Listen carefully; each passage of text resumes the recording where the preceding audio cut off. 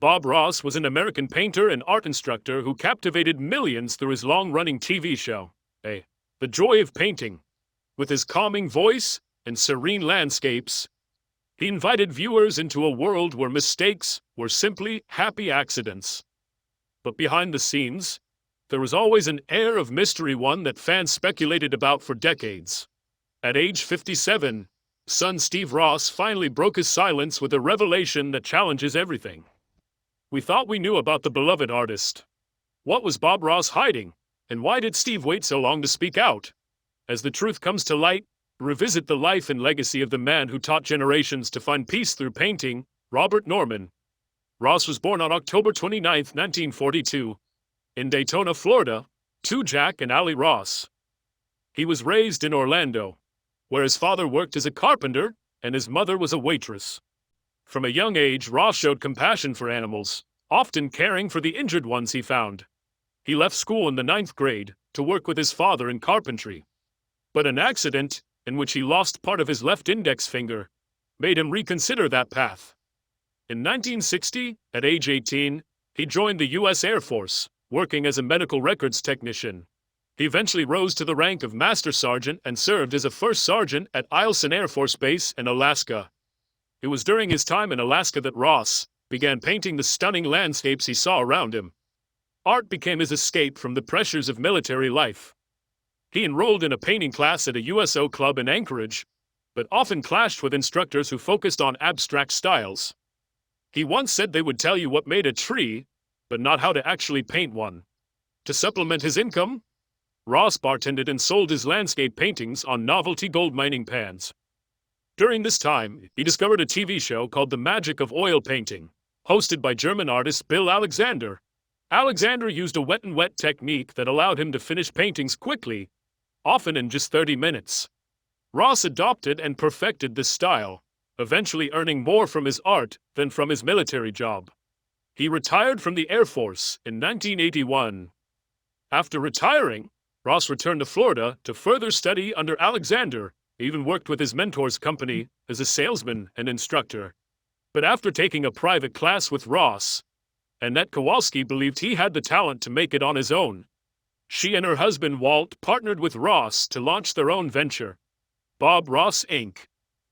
With Annette managing Ross's career, although Ross continued to credit Alexander publicly for teaching him the wet and wet technique, their relationship soured.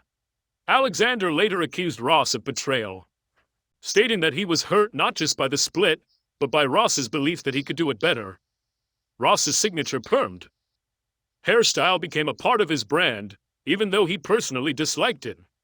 It was already incorporated into the company logo, so he kept it. In 1982, he and his partners launched The Joy of Painting on public television. A small PBS station in Falls Church, Virginia, aired a segment from his class as a test. Within a year, 60 PBS stations had picked up the show. In 1983, WIPB in Muncie, Indiana, invited him to move there to produce the program, offering creative freedom. He accepted and began filming regularly. Even after relocating to Florida in 1989, he would return to Muncie every 3 months to tape new episodes. Despite the show's popularity, Ross never received a salary from it. Instead, he earned income from instructional books, videotapes, and art supplies. The show was filmed in a simple studio, with Ross painting and explaining his techniques to viewers in real time. Each season had 13 episodes, and over its original run, Ross created more than 400 episodes. To build awareness, Ross also traveled the country teaching live painting classes, which grew in popularity as the show gained viewers. Bob Ross's rise, too. Fame was closely tied to his partnership with Annette and Walt Kowalski.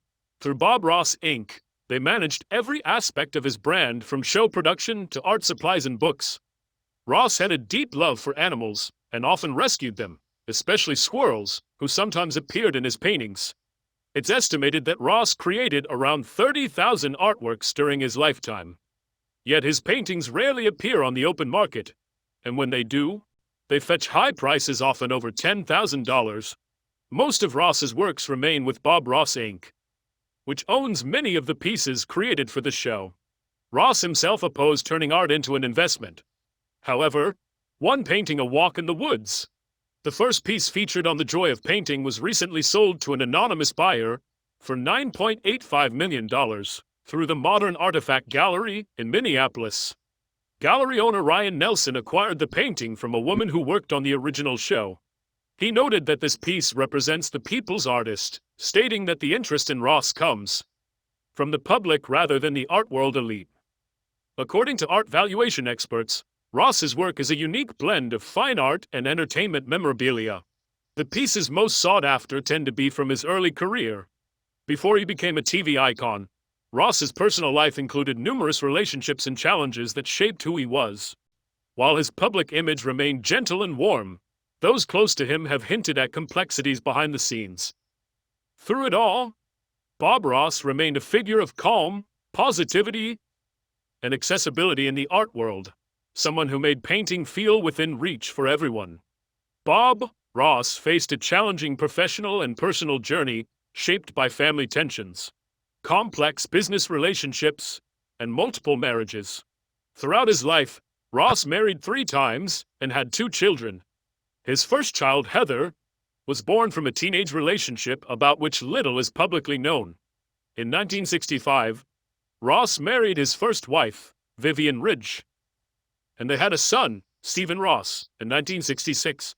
Inspired by his father's artistry, Stephen pursued painting and became a certified instructor, even appearing on The Joy of Painting. However, the marriage ended in divorce in 1977 due to Ross's infidelity. That same year, Ross married Jane Ross, who became instrumental in managing his early business ventures. Jane played a key role behind the scenes, especially as The Joy of Painting gained popularity. Sadly, she was diagnosed with cancer and passed away in 1992. Her death had a profound impact, both personally and professionally. According to Bob Ross Inc.'s operating agreement, Jane's 50% ownership stake in the company was automatically redistributed between the remaining partners, Bob and the Kowalski family. This shift significantly reduced Ross's control over the business he helped build. In 1995, just months before his death, Ross married his third wife, Linda Brown, a nurse who cared for him during his illness. Ross was intensely private, rarely discussing his personal life publicly. Only a handful of interviews with close friends and family exist, such as those featured in the 2011 PBS documentary Bob Ross, The Happy Painter. Additional insights into his life remain limited due to a legal agreement between his family and Bob Ross Inc., which continues to strictly guard both his legacy and personal history. In 1994, Ross was diagnosed with lymphoma, a cancer affecting the lymphatic system. A lifelong heavy smoker, Ross had long suspected he might not live a long life. Even after receiving the diagnosis, he continued working and produced several episodes for a potential 30-second season of The Joy of Painting. His health deteriorated, and he passed away on July 4, 1995. At the age of 52, he was laid to rest at Woodlawn Memorial Park in Gotha, Florida, with a plaque reading, "Bob Ross's television artist." His illness had been kept private, and only after his death did the public learn about his condition. The ownership structure of Bob Ross Inc. meant that upon his death, and with Jane Ross already deceased, the Kowalskis became the sole owners of the company. They began to focus heavily on commercializing Ross's name, turning his legacy into a brand centered around painting supplies and instructional materials. However, their relationship with Ross's family and close associates grew increasingly adversarial. After Ross's diagnosis in 1994, a legal battle erupted between the Kowalskis and the Ross family. The Kowalskis sought full control over every aspect of Bob Ross's intellectual property, from his iconic hairstyle to the specific brushes he used. Although Ross was known for his gentle and peaceful demeanor, his final years were marred by conflict over his legacy. Most notably, the Kowalskis attempted to block his son Steve from using his father's name or likeness in any art-related endeavors. Despite Steve being the natural heir to his father's teachings and reputation, Steve was eventually coerced into a legal agreement simply to continue teaching the wet and wet technique his father had made famous. It was also revealed that, while Bob was terminally ill, the Kowalskis pressured him to sign over full control of his assets to them. Ross, however, resisted those attempts and made conscious decisions to limit their power over his personal legacy. Despite his efforts, the legal structure in place allowed the Kowalskis to retain complete ownership of Bob Ross Inc., creating a rift that persists to this day between the company and Ross's surviving family. Bob Ross's will and testament deliberately excluded the Kowalskis, instead naming his son Steve Ross and half-brother Jimmy Cox as the rightful heirs to his estate and intellectual property. In response, Kowalskis argued that everything Ross had created was commissioned to work under the umbrella of Bob Ross's Inc., giving him no right to pass on those assets. Ultimately, the court sided with the Kowalskis, allowing them to retain ownership over the company and Ross's brand despite his clear intentions. After the retirement of Annette and Walt Kowalski, their daughter Joan Kowalski took over the company. Under her leadership, Bob Ross Inc. began expanding the use of Ross's image beyond just painting supplies, resulting in widespread licensing and commercial partnerships throughout the 2010s. Eventually, Joan reached a legal agreement with Steve Ross and Jimmy Cox. This allowed Bob Ross Inc. to retain the rights to Ross's name and likeness, while granting Steve the ability to resume his art career without fear of litigation. The deal reportedly brought Steve some peace and the freedom to share his father's legacy through teaching and public appearances. Joan also revived the joy of painting, using the 7 paintings Ross completed before his death, with instructor Nicholas Hankins stepping in as the new host. At the time of Ross's death in 1995, his net worth was estimated between $1 million and $10 million, though the exact figure remains unclear due to the complexities of valuing his art, business interests, and licensing rights. Despite his widespread fame, Ross earned no direct income from his television show due to its status as public broadcasting. Instead, his earnings came from the sale of instructional materials, art supplies, and branded products. In the years after his death, the value of Ross's brand soared. Bob Ross Inc. continued to profit significantly through the licensing of his image and works. Fans continued to adore Ross's soft-spoken demeanor, iconic hairstyle, comforting lessons about happy little trees.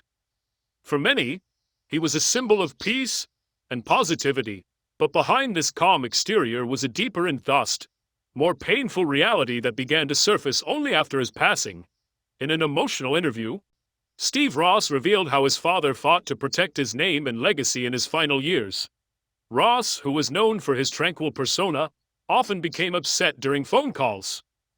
Steve recalled hearing his father angrily shouting, "You're not getting my name," a message clearly directed at the Kowalskis, who had been his business partners for over a decade.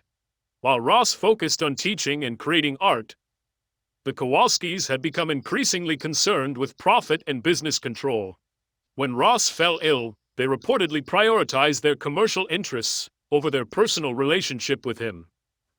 As Ross neared death, the Kowalskis began positioning themselves to seize full control of Bob Ross's Inc. They allegedly pressured him to sign over ownership of his name and works, a request he refused. Despite leaving his legacy to his family, the Kowalskis contested his will and launched a legal campaign to acquire all his assets, including his likeness, instructional materials, and even the rights to his signature paintbrushes. Just 2 days after his death, Annette Kowalski reportedly informed Steve Ross that he was barred from using his father's name for any future projects. While Ross had spent his final months completing enough episodes of The Joy of Painting to keep his presence on television alive, the Kowalskis focused on monetizing every element of his persona. Legal battles ensued, with Steve Ross eventually gaining limited rights to teach his father's methods and carry on some aspects of his legacy.